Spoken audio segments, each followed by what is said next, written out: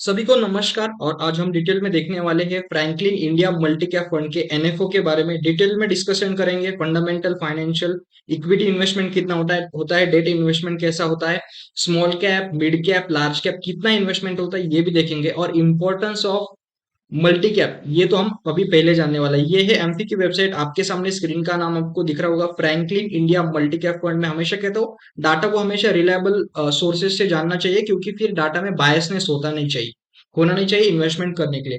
अभी स्कीम का नाम है Franklin India mutual fund. Scheme mutual fund का नाम है फ्रैंकलिन टेम्पल्टन म्यूचुअल फंड, और स्कीम का नाम है Franklin India multi cap fund.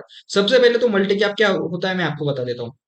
Multi cap का मीनिंग ऐसा होता है कि जो अलग अलग जगह इन्वेस्टमेंट करते हैं उसे हम मल्टी कैप कहते हैं। कैप मतलब क्या, कि लार्ज कैप में इन्वेस्टमेंट करना, मिड कैप में इन्वेस्टमेंट करना, स्मॉल कैप में इन्वेस्टमेंट करना और डेट में इन्वेस्टमेंट करना। मतलब जो म्यूचुअल फंड डाइवर्सिफाइड तरीके से इन्वेस्टमेंट करते हैं, सिंपल लैंग्वेज में उसे हम कहते हैं मल्टी कैप। अब अगर आप स्मॉल कैप देखोगे तो मोस्टली स्मॉल कैप के जो इन्वेस्टमेंट है वो 100% स्मॉल कैप में होते हैं, 90-80% तक स्मॉल कैप में होते हैं। अगर आप मिड कैप कैप देखोगे तो मिड कैप को कंपलसरी है कि उसको मिड कैप में इन्वेस्टमेंट करना है 80-90%, ठीक है। अगर आप लार्ज कैप देखोगे तो लार्ज कैप को भी आपको 80-90% लार्ज कैप में ही इन्वेस्टमेंट करना है।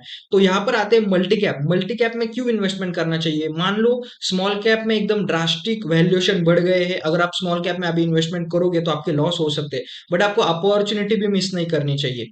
आप करनी नहीं है तो आप क्या करोगे, एक मिक्स फंड देखोगे जहां पर स्मॉल कैप में भी इन्वेस्टमेंट है, जहां पर लार्ज कैप में भी है, जहां पर मिड कैप में भी है और जहां पर डेट में भी है। इससे होता क्या है, डाइवर्सिफिकेशन के कारण आपके रिटर्न्स थोड़े कम बनते हैं। एक डाइवर्सिफिकेशन के कारण ध्यान में रखना, रिटर्न कम बनते हैं, रिस्क भी आपकी बहुत ज्यादा कम होती है। मान लो उसमें अगर डेट है 75% इक्विटी है, बचा हुआ 25% डेट है, मार्केट के अनसर्टिनिटी के टाइम आपको जो बचा हुआ 25% का डेट है वो आपको श्योर शॉर्ट रिटर्न देगा, क्योंकि वो गवर्नमेंट सिक्योरिटीज में इन्वेस्टमेंट करते हैं, फिक्स कॉर्पोरेट बॉन्ड में इन्वेस्टमेंट करते हैं। ये चीज ध्यान में रखना।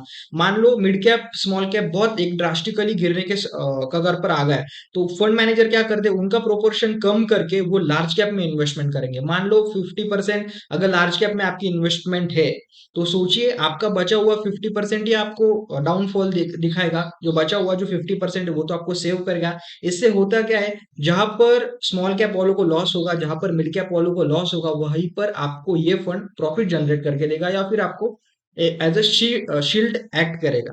तो अभी हम डिटेल में देखेंगे। स्कीम का टाइप है ओपन एंडेड, वो लॉन्च हुआ है 8 ऑफ जुलाई 2024, क्लोज होने वाला है 22 जुलाई 2024।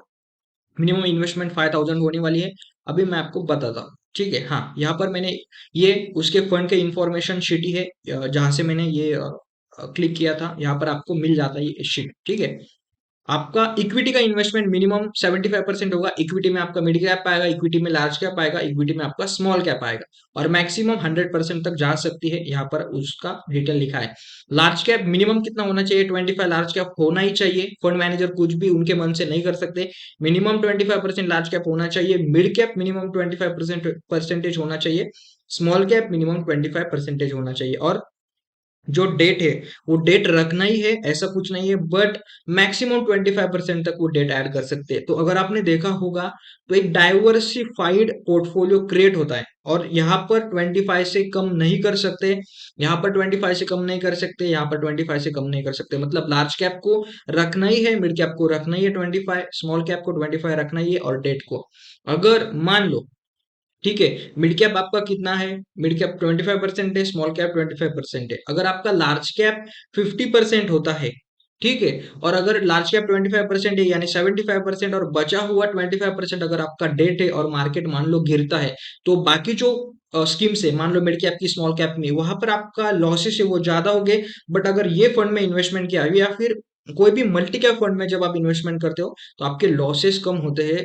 अभी लॉसेस क्यों कम होते हैं, क्योंकि डेट आपको सेव कर लेता है, लार्ज कैप आपको सेव कर लेता है।